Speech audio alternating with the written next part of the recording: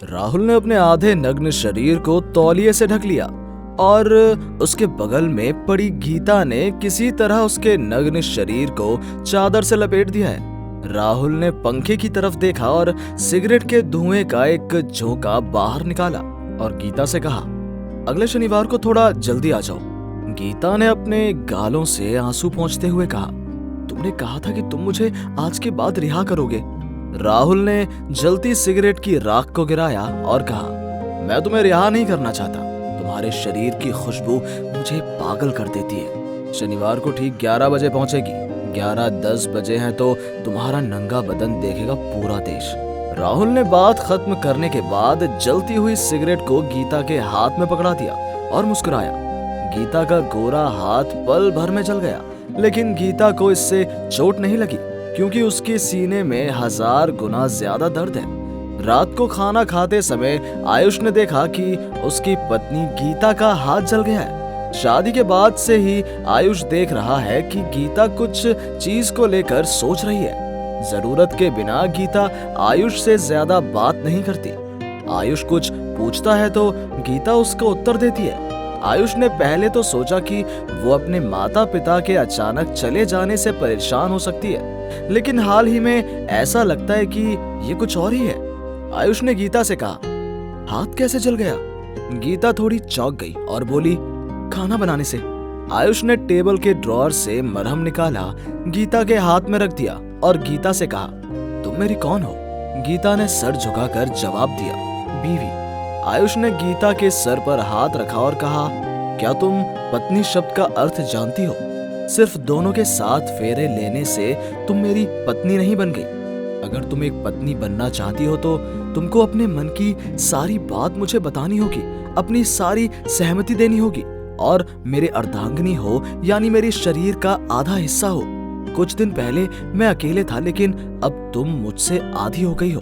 मैं चाहकर भी अब खुश नहीं रह सकता क्योंकि आधी खुशियां अब तुम्हारे हिस्से में है। वैसे ही चाहकर भी तुम अकेले दुखी नहीं रह सकती क्योंकि तुमको अपना दुख मुझसे बांटना पड़ेगा, अपनी परेशानी मुझे देनी पड़ेगी। यदि तुम नहीं देती हो तो मैं मृत्यु के बाद भी तुम पर दावा करूंगा।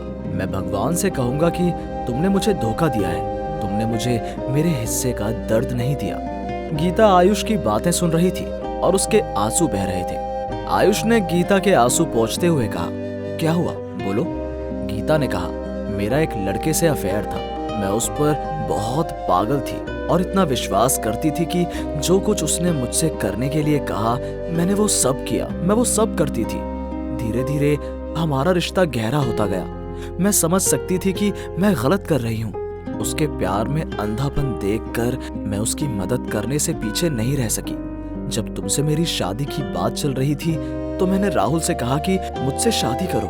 राहुल ने मना कर दिया और उसने मुझसे शादी नहीं की। मुझे नहीं पता था कि क्या करना है। आत्महत्या करने की कोशिश की लेकिन नहीं कर सकी। आत्महत्या करने के लिए बहुत हिम्मत चाहिए होती है, जो मेरे पास नहीं थी। अब तुमसे मेरी शादी के बाद भी राहुल मुझे ब्लैकमेल कर रहा है। वो मुझे हर शनिवार को बुलाता है। अगर नहीं गई तो वो हम लोगों का कुछ करीबी फोटोज इंटरनेट पर अपलोड कर देगा। रात को 12:40 हो रहे हैं। राहुल दिया नाम की लड़की से प्यार की बातें कर रहा है। अचानक उसने देखा कि बगल के कमरे से आवाज आ रही है। राहुल ने पंखा बंद कर दिया। अब आवाज साफ सुनाई दे रही है। उसकी छोटी बहन रो रही है। राहुल अपनी बहन के कमरे में झांकता है और देखता है कि उसकी बहन पंखे से अपना दुपट्टा बांध रही है। राहुल दौड़कर उसके कमरे में गया और अपनी बहन को थप्पड़ मारते हुए कहा, तुम ये क्या कर रही हो? उसकी बहन ने रोते हुए उसे गले लगाया और कहा, भाई मुझसे गलती हो गई। जिस पर मैंने भरोसा किया उसने मुझे धोखा दिया। अपनी बहन के मुंह से इतनी बातें सुनने के बाद राहुल को एहसास हुआ कि उसकी बहन को क्या हुआ है, क्योंकि उसने खुद दूसरी की बहन के साथ भी ऐसा ही किया। फिलहाल उसे याद आता है कि अगर आज उसने गीता के साथ ऐसा ना किया होता तो शायद उसकी बहन को इतना कष्ट ना होता।